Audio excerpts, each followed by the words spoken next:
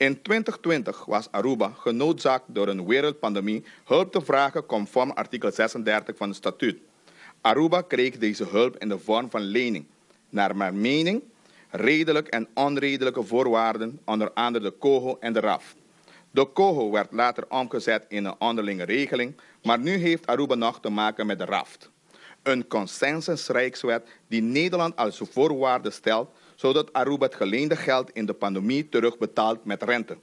Het moet duidelijk zijn dat Aruba de 916 miljoen niet als gift kreeg, maar als een pandemielening waar Nederland bij de terugbetaling winst zal boeken.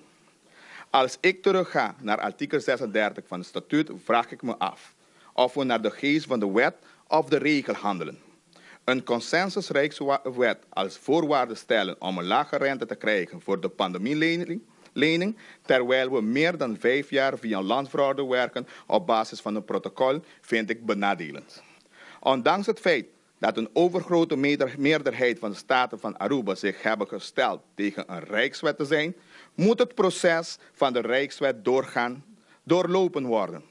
De Nederlandse regering, die ook de Koningsrijksregering vormt, zal de nota naar aanleiding van het verslag moeten indienen bij de Staten van Aruba en vervolgens kan de Tweede Kamer deze agenderen en eenzijdig de beslissing voor Aruba nemen door hiervoor te stemmen.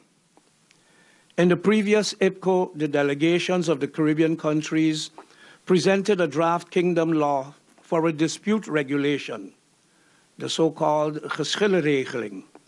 That is in line with the agreement and criteria set forth by the IPCO of 2015, namely that a dispute regulation should regard strictly legal disputes regarding the charter to be handled by an independent body and that issues are binding decisions.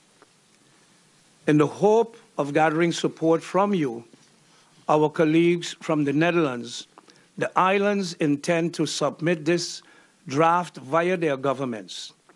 This dispute regulation must become a reality, as we must ensure that we live up to the explicit requirement in the Kingdom Charter in Article 12a.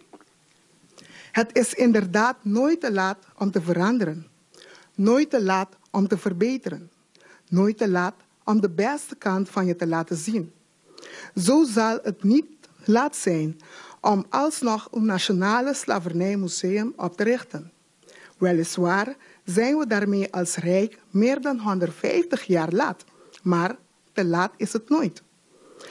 Het is in dezelfde lijn van de gedachten ook niet te laat om invulling te geven achter de komma van premier de heer Rutte.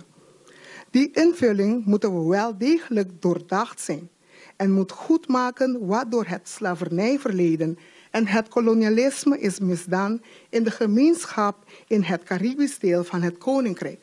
De komende dagen hopen wij met u allen van gedachten te wisselen over hoe we met elkaar moeten omgaan met als uitgangspunt de toespraak van premier Rutte, indien er sprake kan zijn van een duurzame relatie binnen het Koninkrijk.